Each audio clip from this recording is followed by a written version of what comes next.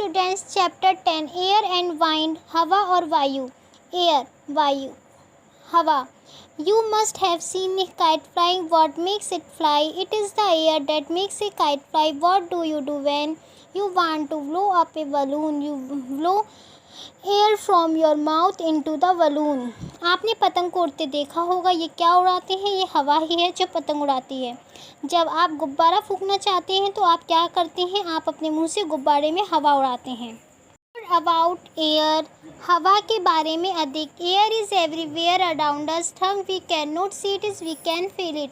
All living things need air to breathe. Air takes up space, that is why a balloon gets the bigger when we blow air into it. Air always blow in a certain direction. The movement of different objects along with the air tells us about the direction in which the air is blowing.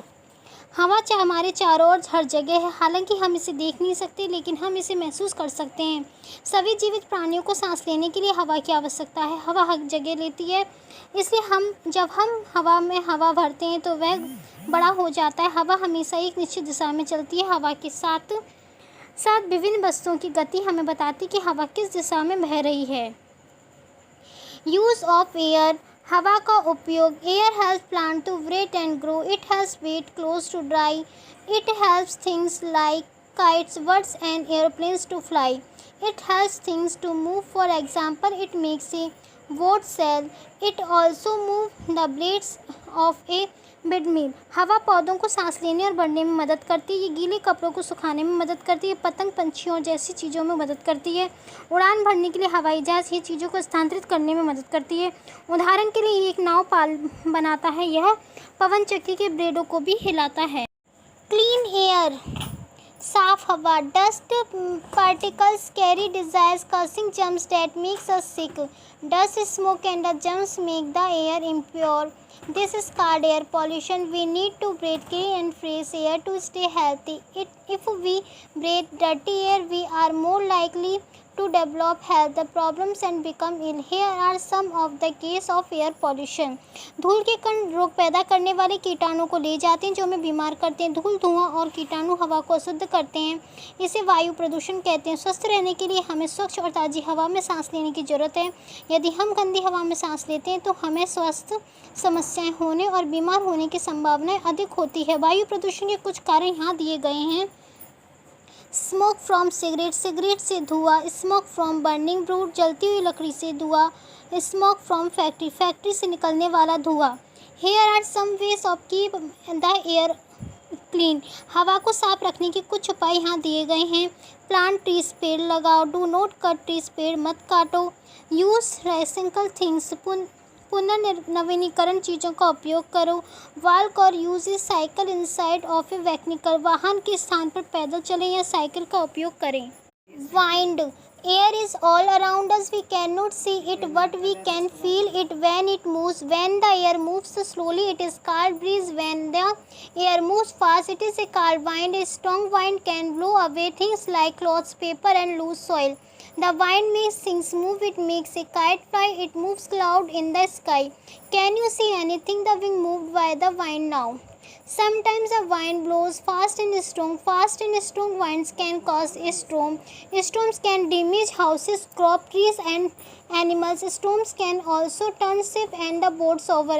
We also know of the effect of the tsunami, a form of storm in the sea which hit the coast of Japan recently. Wind, वायु, हवा हमारे चारों तरफ है लेकिन हम इसे देख नहीं सकते, लेकिन जब ये चलता है तो हमें महसूस करते हैं। जब वायु धीमी गति से चलती है तो उसे वायु कहते हैं। वायु जब तीव्र गति से चलती है तो उसे पवन कहते हैं। तेज हवा कपड़े, कागज़ और ढीली मिट्टी जैसी चीज़ों को उड़ा सकती है। हवा चीज़ों को गतिमान करती है। ये पतंग उड़ाती है, आकाश में बादलों को घुमाती है। आप अब कुछ भी हवा से हिलते हुए देख सकते हैं। कभी कभी हवा तेज चलती है। तेज हवाएं तूफान का कारण बन सकती है। तूफान घरों और फसलों को, पेड़ों और जानवरों को नुकसान पहुंचा सकता है। तूफान जहाज और नावों को भी पलट सकता है। हमें सुनामी, समुद्र पर एक तूफान का एक रूप के प्रभाव के बारे में भी जानते हैं जो हाल ही में जापान के तट से टकराया गया था। वाइंड हैज़ डायरेक्शन, हवा की दिशा। Wind blows in the definite direction, हवा एक निश्चित दिशा में चलती है।